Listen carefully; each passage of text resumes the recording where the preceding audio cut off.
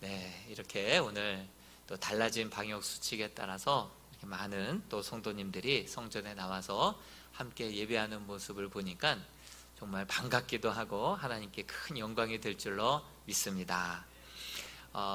지지난주에 뵙고 또 지난주에 배웠던 성도님에게 제가 이렇게 인사했던 기억이 납니다. 가을에 보고 또 겨울에 뵌 것 같습니다. 한 주간 동안에 너무 많이 추워져 버렸습니다. 가을이 통째로 사라진 것 같은, 또 새벽 예배를 인도하는데 너무 추워가지고 이렇게 세월이 정말 빠르구나 라는 것을 느꼈습니다. 또 어느덧 제가 또 이곳에 온 지 벌써 두 번째 가을을 보내고 있는 모습을 보면서 참 세월이 빠르구나 라는 것을 느낄 수 있었습니다. 또 정책당회를 준비 중에 있습니다. 내년도 계획들을 준비해 보면서 과연 작년에 우리가 계획 세웠던 대로 올 한 해 얼마나 실행이 되었나 살펴볼 때 정말 우리의 계획, 우리가 계획한 대로, 우리가 마음 먹은 대로 그렇게 잘 쉽게 되지 않구나 라는 것을 다시 한번 느꼈습니다. 세상에서도 빅데이터를 토대로 새해 때마다 각종 전망들을 쏟아내지 않습니까?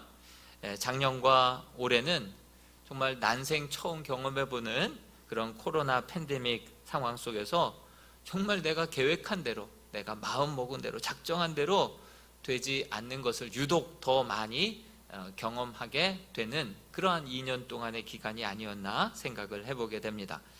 작년에만 해도 그래도 올해에 백신과 치료제가 개발이 되고 이제 보급되어서 일상이 회복되지 않을까 이렇게 생각을 했는데 이제 이번 주에서야 이제 20%가 그렇게 허락이 되었습니다. 또 11월 달 되면 위드 코로나로 가기 위하여서 조심스럽게 준비하고 있는 그러한 모습 속에서 진짜 내 인생, 내 마음 먹은 대로, 계획한 대로 되는 것이 아니구나. 인생의 주인은 내가 아니라 그분이구나 라는 것을 다시 한번 깨닫게 됩니다. 그러면서도 정말 매일매일 순간순간마다 하나님 앞에 기도하고 맡기고 인도함 받음으로 지나온 날들을 돌아보면 모든 것이 주님의 은혜였다라고 고백하지 않을 수 없는 모습을 보면서 역시 정말 하나님이 우리의 인생의 주관자 되시고 참 주인 되시구나 라는 것을 다시 한번 생각해 보면서 오늘 이 본문이 떠올랐습니다. 사람은 에너지가 한계가 있기 때문에 이 유한한 자원을 정말 더 잘 사용하기 위해서 계획들을 세웁니다. 그래서 이 유한한 자원과 이 유한한 시간으로 최대한의 효과를 내기 위해서 미리 계획들을 세우지 않습니까? 그래서 우선순위를 정해서 정말 우선순위에 집중하는 그러한 모습들을 보게 되죠. 오늘 본문에서도 한 사업가가 등장합니다. 장사를 해서 돈을 벌어보겠다고 한 장사꾼이 등장하고 있습니다. 얼마나 주도 면밀한 사람인지요, 철두철미하게 준비하는 것을 보게 됩니다. 우리 야고보서 4장 13절 말씀 다시 한번 읽어볼까요? 시작. 들으라, 너희 중에 말하기를 오늘이나 내일이나 우리가 어떤 도시에 가서 거기서 1년을 머물며 장사하여 이익을 보리라 하는 자들아. 얼마나 치밀한 사람이었는지 알 수 있죠. 첫 번째로 목적이 분명한 사람이었습니다. 장사하여 이익을 그렇게 보리라. 두 번째로 장소도 분명했습니다. 이 본문에 나오는 말로는 어떤 도시에 가서, 그래서 불특정 다수의 도시인 것처럼 보일지 모르겠으나 영어 성경을 보면 This or that city라고 기록하고 있습니다. 이 도시 아니면 이 도시에 살 건데 이미 두 도시의 시장 조사가 다 끝난 거예요. 그러니 얼마나 주도 면밀하고 얼마나 신중한 사람이겠습니까? 그 중에 한 도시를, 바로 그 한 도시를 선택해서 거기서 장사하겠노라 아주 구체적으로 이야기하고 있는 것을 보게 됩니다. 세 번째로 체류 기간도 분명합니다. 1년을 머물며 장사하여 이익을 보리라. 안주하지 않겠다는 것입니다. 1년 해보고 한번 정산해서 얼마나 이익이 있었는지, 큰 이익이 있었으면은 또 다른 도시에 가서 아마 2호점, 3호점 이렇게 그런 계획도 아마 확장 계획도 가지고 있을 것 같습니다. 넷째로 동업자도 있습니다. 이미 구했습니다. 우리가 어떤 도시에 가서 거기서 하자. 우리가 벌써 동업자까지 다 구해 놓은 상황입니다. 여러분, 우리는 여기에서 야고보서의 특징을 좀 알아야 됩니다. 야고보서는요, 내가 나름 신앙생활 잘하고 있다라고 생각하는 사람들에게 아주 전곡을 찌르는 그러한 서신이 바로 야고보서입니다. 신앙 이만하면 좋다 생각하는 사람들에게 정말 뭐라고 얘기합니까? 행함이 없는 믿음은 그 믿음도 아니다, 죽은 믿음이다, 이렇게 전곡을 찌르는 그러한 서신이 바로 야고보서죠. 야고보서가 없다고 한다면 많은 사람들이 자신이 잘못 믿고 있으면서도 잘하고 있다 이렇게 착각할 수 있을 그러한, 만약에 그렇게 살았을 것 같습니다. 오늘 말씀도 보십시오. 스스로 말하기를 오늘이나 내일이나 우리가 이 도시나 저 도시나에 가서 1년 동안 머물면서 장사하기만 하면 반드시 이익을 보리라 하면서 자기 자신에 대해서 확신에 차 있는 그러한 사람을 보게 됩니다. 그런데 오늘 이 말씀에서는 너희가 간과한 것이 있다, 그러면서 또 전곡을 다시 한번 찔러서 이야기한 말씀이 14절의 말씀입니다. 14절 말씀을 같이 한번 읽어보겠습니다. 내일 일을 너희가 알지 못하는도다. 너희 생명이 무엇이냐? 너희는 잠깐 보이다가 없어지는 안개니라. 너희가 알지 못하는 것이 있다. 그것이 무엇입니까? 오늘 14절 이하의 말씀에 총 3가지를 이야기해주고 있습니다. 너무나도 빠른 이 세월 속에서, 갑자기 추워진 날씨 속에서 우리가 지나온 날들을 한번 돌이켜볼 때, 우리가 잘 믿는다고 잘 살아왔다라고 생각을 했지만 하나님 보시기에 우리가 간과하고 살아온 것들이 혹시 있지 않나, 이것을 우리가 이 3가지를 함께 살펴보면서 우리의 신앙도 점검해보는 그러한 시간을 가졌으면 합니다. 첫째로 무엇이 없습니까? 인생이 무엇인지 모른다라고 하는 것입니다. 야고보서 4장 14절 다시 보면 내일 일을 너희가 알지 못하는도다. 너희 생명이, 너희 인생이 무엇이냐? 너희는 잠깐 보이다가 없어지는 안개니라. 이렇게 말씀하고 있습니다. 성경은 내일 일도 인생이 무엇인지도 너희가 모른다, 그러면서 인생은 잠깐 보이다가 사라지는 안개다라고 분명하게 말씀해주고 있습니다. 지금 이 주인공은 근시안적으로 살아가고 있습니다. 바로 눈앞에 있는 인생에는 아주 주도 면밀하고 아주 친밀하고 아주 디테일했습니다. 그렇지만 큰 그림을 보지 못하고 있습니다. 인생이 무엇인지, 당장 내일이 어떤 일이 있어질지 알지 못하고 살아가는 근시안적인 삶을 살아가고 있다라고 하는 것이죠. 여러분, 안개가 어떻습니까? 아침에 물안개가 딱 피면 해가 뜬과 동시에 그냥 언제 그랬냐는 듯이 금방 사라져버리는 게 안개 아닙니까? 마치 모래와도 같습니다. 모래를 우리가 한움큼 꽉 쥐어서 올리면 또 손 사이로 다 모래알이 또 빠져나가는 것 아닙니까? 이것이 바로 인생이다라고 하는 것이죠. 인생은 당장 내일 일도 알지 못한다, 그렇게 성경은 말하고 있습니다. 제가 전에도 섬겼던 그 교회, 이웃교회, 한영교회에서 부임하신 지 이제 5년 되셨는데 지하주차장에서 갑자기 그렇게 뇌출혈로 쓰러지셔서 일주일 만에 그렇게 하나님의 부름을 받았던 목사님에 대해서도 이야기하지 않았습니까? 또 성경 누가복음 12장에서도 한 부자 이야기가 나오지 않습니까? 정말 갑작스럽게 풍년을 맞이하게 된 것이에요. 창고가 부족한 것입니다. 그래서 창고를 헐고 더 크게 지어서 그곳에다가 곡식과 물건들을 쌓을 것이 없도록 다 쟁여놓고선 이제 한번 편하게 한번 살아보자 했는데, 그때 하나님께서 그날 밤 그 영혼을 도로 찾으시면 그 모든 것은 누구의 것이 되겠느냐. 그렇게 성경의 누가복음 12장에도 우리 주님께서 말씀하고 있지 않습니까? 우리 주변의 삶에서도 정말 적지 않게 볼 수 있고, 또 성경에서도 계속해서 말씀하고 있는 것, 너희 인생 안개와도 같다라고 우리에게 말씀하시고, 내일 일을 너희가 알지 못한다, 이렇게 말씀해 주고 있습니다.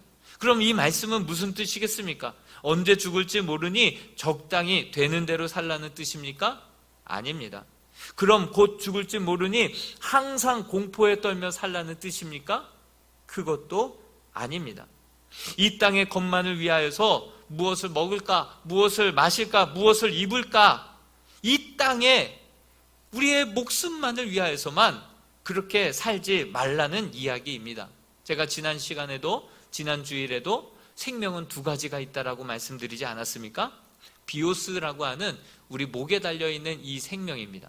우리 심장이 뛰는 날까지 이 땅에 사는 날 동안에 주어진 그 생명이죠. 비오스라고 합니다. 그러나 또 성경에 보면 같은 생명인데 헬라어를 찾아보면 조에라고 하는 생명이 있다고 그랬죠. 이것은 영원한 생명입니다. 같은 생명일 수가 없습니다. 안개와 같다라는 것은 우리가 이 땅에서의 생명은 70이요, 강건하면 80이고 잠시 왔다가 잠시 사라지는 안개와 같다라고 성경은 계속해서 말씀하고 있습니다. 그러니 잠시 왔다가 갈 그 썩어질 세상만을 위하여서, 이 육체만을 위하여서 준비하며 바둥바둥 그렇게 살지 말고 영원한 생명도 바라보면서 그것을 늘 인식하면서 그것을 위하여서도 늘 준비하고 계획을 세우고 시간을 정하고 그렇게 삶을 구별하여 하나님 앞에 드리며 살아가는 삶, 이것이 정말 지혜로운 삶이다 라고 우리에게 누차 말씀해주고 있습니다. 우리 마태복음 6장 19절에서 20절 말씀을 같이 한번 읽어보겠습니다. 시작. 너희를 위하여 보물을 땅에 쌓아두지 말라. 거기는 종과 동록이 해하며 도둑이 구멍을 뚫고 도둑질 하느니라. 오직 너희를 위하여 보물을 하늘에 쌓아두라. 거기는 좀이나 동록이 해하지 못하며 도둑이 구멍을 뚫지도 못하고 도둑질도 못하느니라. 아멘. 그렇습니다. 보물을 이 땅에만 쌓아두는 삶이야말로 나 자신을 위한 삶 같지만, 정작 나 자신을 위한 삶이란 바로 보물을 하늘에 쌓아두는 삶이라고 분명히 성경은 말씀해주고 있습니다. 그러한 삶만이 썩지 않고 어떤 벌레도 어떤 도둑도 그 도둑에게도 빼앗기지 않는 그것이야말로 진짜 내 것 된다라고 성경은 말하고 있습니다. 어떤 목사님이 교회가 불이 났었습니다. 불이 나서 정말 뭐 하나 건질 것 하나 없게 되었습니다. 그러자 생각하게 된 것은 교회 도서관에서 성도들과 이웃들에게 빌려준, 이렇게 나눠준 그러한 이제 책들만 결국은 돌아온 것이죠. 결국 책만 남은 거예요. 그때 깨달았습니다. 정말 우리가 이 땅에 사는 날 동안에 정말 우리가 베풀고 섬기고 나누고 하나님 앞에 드린 것만 결국은 남겠구나, 이것을 깨닫게 되었노라고 그렇게 글을 한번 본 기억이 납니다. 그렇습니다. 정말 하나님 앞에 대가 없이 드리고 이웃을 위하여서 나눴던 그 삶만 정말 불타지 않고 누구도 빼앗아 갈 수 없는, 정말 그것만이 하나님 앞에서 영원토록 기억이 되고 상급이 될 그러한 우리의 복된 삶이 될 줄로 믿습니다. 어떤 집사님은요, 성경 공부 1년이면 2학기, 이 시간은 내 시간이 아니다, 하나님의 시간이다, 드린 거예요.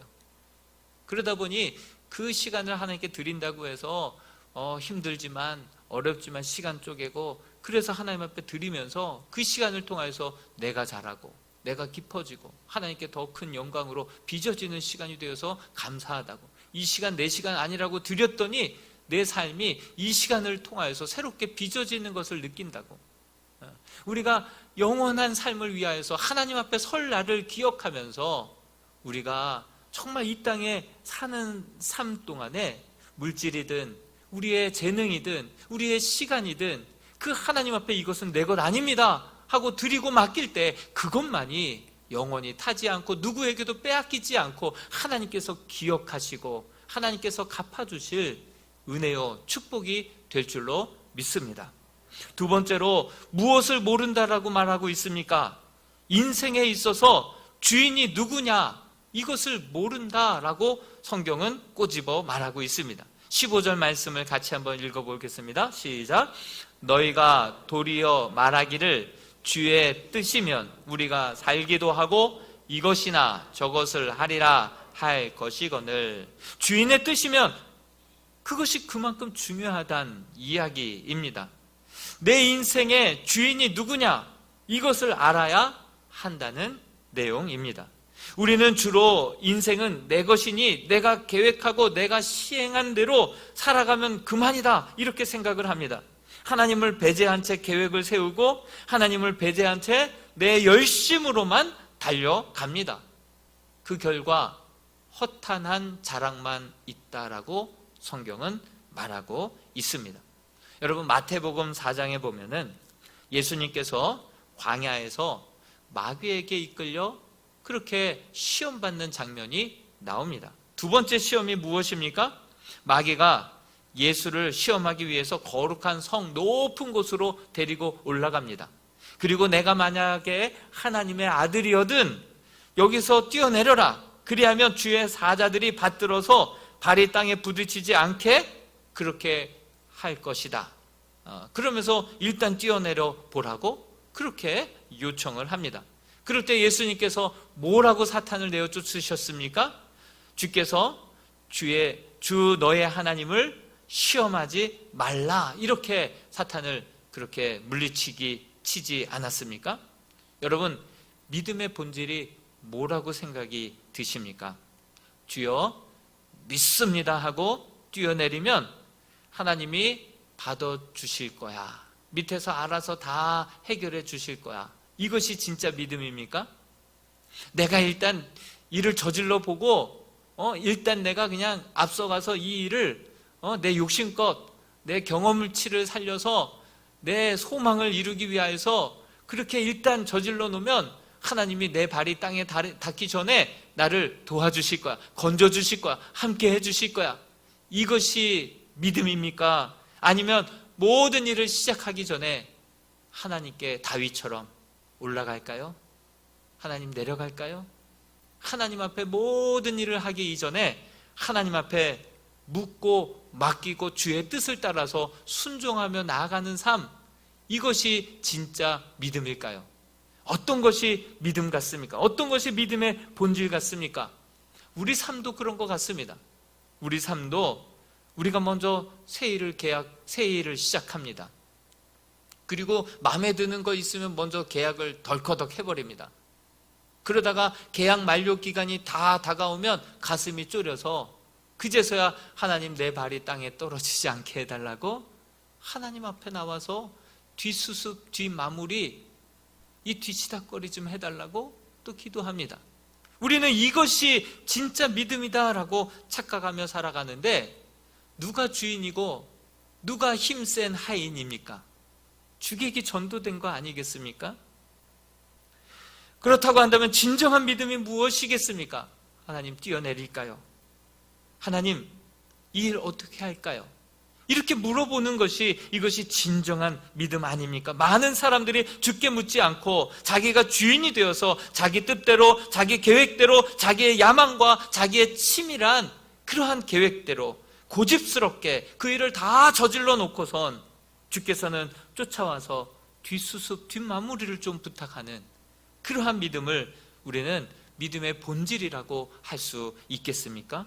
인생의 주인이 내가 아닌 주인이 주님이시라고 고백하며 살아가는 삶의 그 삶은 어떠해야 하겠습니까? 주님의 뜻이 어디에 있습니까? 왜 묻습니까? 주님의 뜻이면 우리가 살기도 하고 이것도 하고 저것도 할 수 있기 때문이지 않습니까?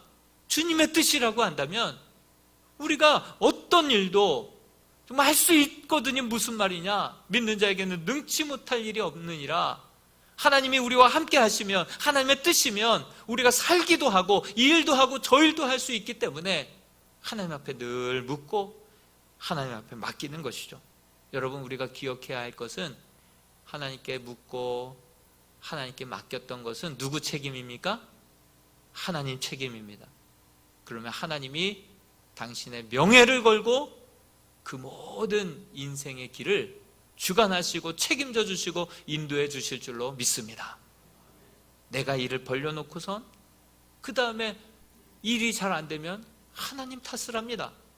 일이 잘 되면요, 내 탓이죠. 그러니까 허탄한 자랑이라고 오늘 성경은 말씀하고 있는 것입니다.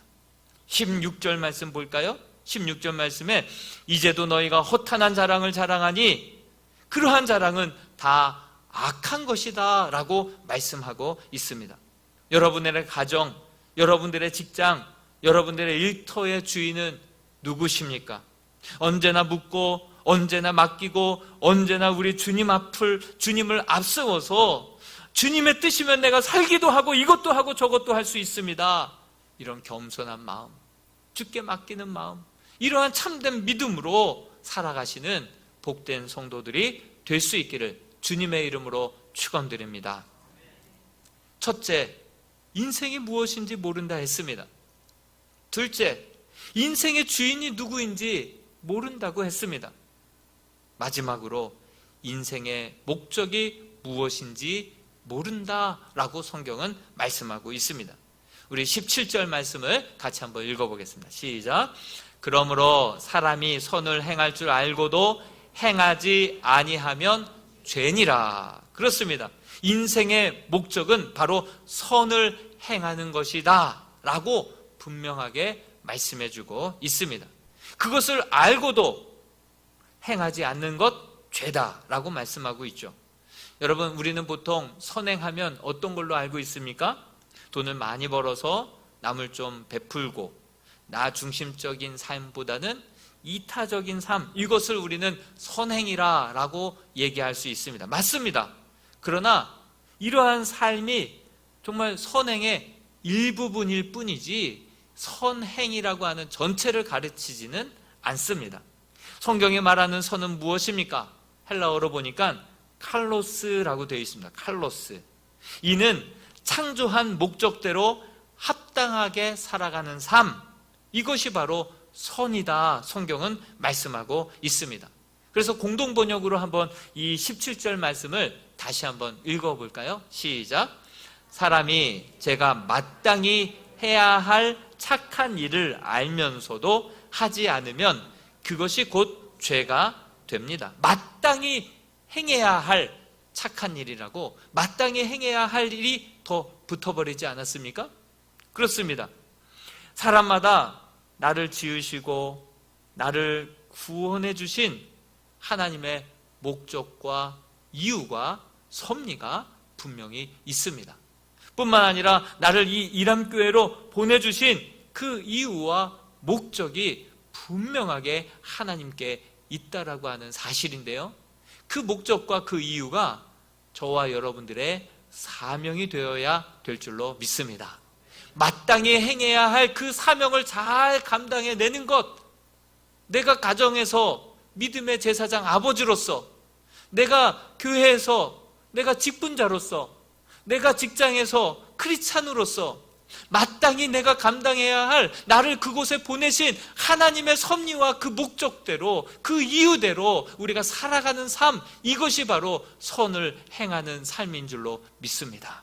마땅히 해야 할 그 도리를 우리가 다 하며 살아가는 삶, 그것을 하나님이 보시면서 선하다 말씀하시고, 그 뜻을 어기며 살아가는 자들을 향하여서 악하다라고 말씀하고 있다라고 성경은 말씀합니다. 지금까지를 종합해 보면 우리 모두는 짧은 안개와 같은 인생 선물로 받은 자들입니다. 지금까지 정말 열심히 바쁘게 살아왔는데 안개와 같이 사라지고 이 땅에서 썩어질 것들만을 위하여서, 아니 나 자신만을 위하여서 계획을 세우고 열정을 쏟아 부으며 정말 근시안적으로만 살아오지는 않았습니까? 그 짧은 인생이지만 그 인생의 주인이 누구셨습니까? 진정 하나님이셨다라고 한다면 주님께 묻고 주님께 듣고 주님께 정말 따랐어야만 하지 않았겠습니까? 아니면 내가 계획 세우고 일을 저지른 다음에 나의 발이 땅에 떨어지지 않게 도와달라고 늘 구하는 그러한 삶을 살아오셨습니까? 선을 행할 줄 알고도 행하지 않으면 죄라고 했는데 하나님께서 내게 하라고 하신 일 무엇인지 아십니까? 그리고 그 일을 기쁨으로 감당하고 계십니까? 이것들 없는 인생은 제 아무리 치밀하게 계획을 세우고 아주 치열하게 살아왔다 하더라도 이 모든 것들은 전부 다 하나님 앞에서 허탄한 자랑이 될 뿐일 것입니다.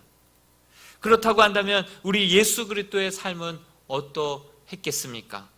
우리 예수님이야말로 진정 33살의 짧은 인생, 안개와 같은 인생을 살다 가신 분 아닙니까? 그러면서도 수많은 사람에게 길이 되어주시고 진리가 되어주시고 생명이 되어주셨던 분이 바로 우리 예수님이십니다. 인생의 본이 되셨습니다. 육체를 입고 이 땅에 살아가는 모든 사람들은 이러한 삶을 살아가야 되고 그 주님의 삶을 따라야 되고 그 주님의 삶을 흉내내며 살아야 된다.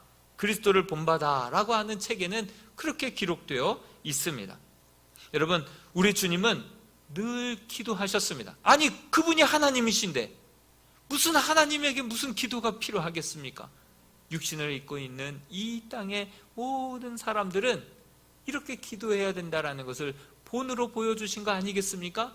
새벽 오히려 미명에 한적한 곳으로 가사 그곳에서 기도하셨던 예수님, 또 오병이어든 큰 일을 행하신 이후에도 제자들을 먼저 보내고 나서 산에 올라가 또 기도하셨던 예수님, 하나님이신 예수님도 이렇게 기도하셨다고 한다면 이렇게 하나님 앞에 늘 묻고 내 뜻도 있었지만 내 뜻대로 마옵시고 아버지의 뜻대로 하게 해달라고 기도하셨던 예수님, 하나님이 예수님의 주인이셨기 때문에 그 주인이 누구인지를 분명히 아셨기 때문에 겟세마네에서 이렇게 기도했던 거 아니겠습니까? 또한 요한복음 4장 34절 말씀을 같이 한번 읽어봤으면 좋겠습니다. 시작. 예수께서 이르시되 나의 양식은 나를 보내신 이의 뜻을 행하며 그의 일을 온전히 이루는 이것이니라. 그렇습니다. 주님은 나를 보내신 이의 뜻을 행하는 것을 매일매일의 양식으로 삼았다라고, 내 양식은 나를 보내신 이의 뜻대로 행하는 것이다, 이렇게까지 이야기하면서 매일매일 순간순간 매 끼니 때마다 하나님께서 나를 보내신 그 이유와 목적대로 사셨던 예수님의 삶의 모습을 볼 수 있습니다. 마지막으로 요한복음 6장 38절도 한번 읽어보겠습니다. 시작. 내가 하늘에서 내려온 것은 내 뜻을 행하려 함이 아니요 나를 보내신 이의 뜻을 행하려 함이니라. 아멘. 그렇습니다. 우리 주님은 매 순간마다 이렇게 사셨습니다. 그러다가 십자가에서 못 박혀 돌아가실 때 뭐라고 외치시면서 가셨습니까? 다 이루었다. 다 이루었다. 여러분, 다 이루었다라는 것은 무슨 말입니까? 성공한 그 자의 외침입니까? 실패자죠. 실패자죠. 예.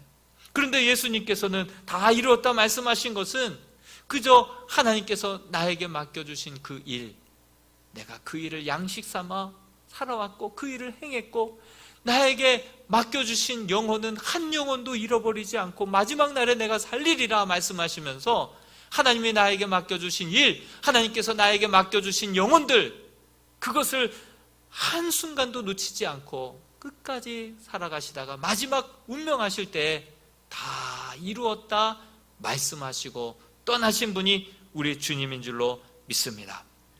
우리 예수님은 항상 하나님을 주인으로 삼았기 때문에 늘 기도했고 늘 하나님 앞에 물었고 하나님이 맡겨주신 그 일들을 양식 삼아 그렇게 살다가 마지막 순간에 다 이루었다 말씀하시고 가신 분이 바로 예수 그리스도이시고, 기독교는 도덕 윤리적인 종교가 아니라 그저 이 땅에 보내주신 예수 그리스도를 바라보고 그분을 흉내내고 그분을 따라가는 종교가 우리 기독교인 줄로 믿습니다.